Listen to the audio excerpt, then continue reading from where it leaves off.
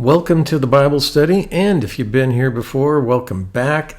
Just a reminder that the full transcript is down below, and hit the like and subscribe button. Maybe leave a comment and let us know where you're listening from. That would be fun.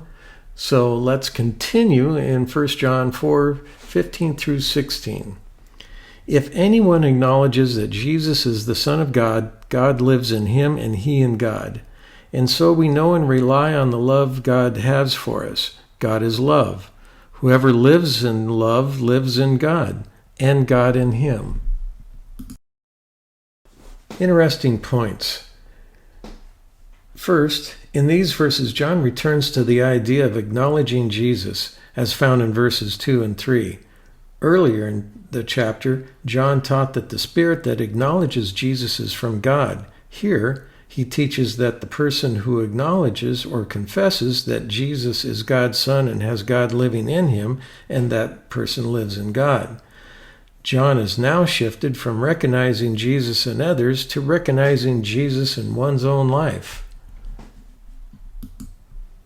Second, 1 John 4:2 also emphasizes that only false teachers deny that Jesus came in the flesh. Here, the truth also requires a person to believe that Jesus is divine, that he is God's Son.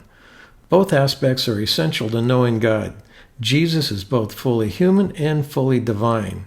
We may not fully understand it, but we must recognize Jesus is both human and divine. Without his humanity, he could not die and rise again. Without his deity, he could not be without sin and offer himself as a perfect sacrifice. Both aspects of his being are essential to his work and to our salvation.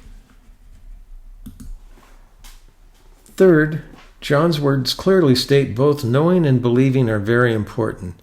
In many modern churches, believing has been emphasized apart from knowing God. This can lead to people who accept Jesus yet do not live for him. These people may be born of God, but they show no signs of abiding in him. Other church movements greatly emphasize knowing God, whether through worship experiences or service to others, yet fail to emphasize salvation. Such people may not have any real relationship with Christ at all, since their concept of God is based on fickle human feelings.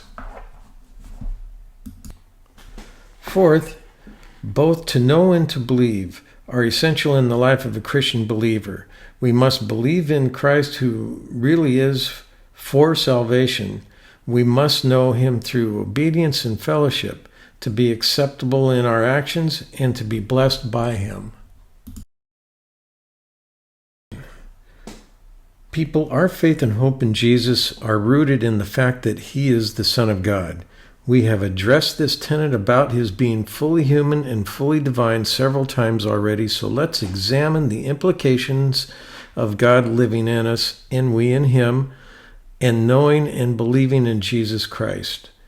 If we acknowledge that Jesus is the Son of God, believe in him and know him, then we are acutely aware of our desperate need to turn away from our sinful nature and follow his ways. When we fail, falter, or experience setbacks, we need to submit ourselves to God, confess our shortcomings, and press ever harder to live for Christ, to testify of him through our actions, and to remain steadfast in the truth. Well, folks, that's the Bible study for today. Once again, please hit the like and subscribe button, and we will see you on the next one.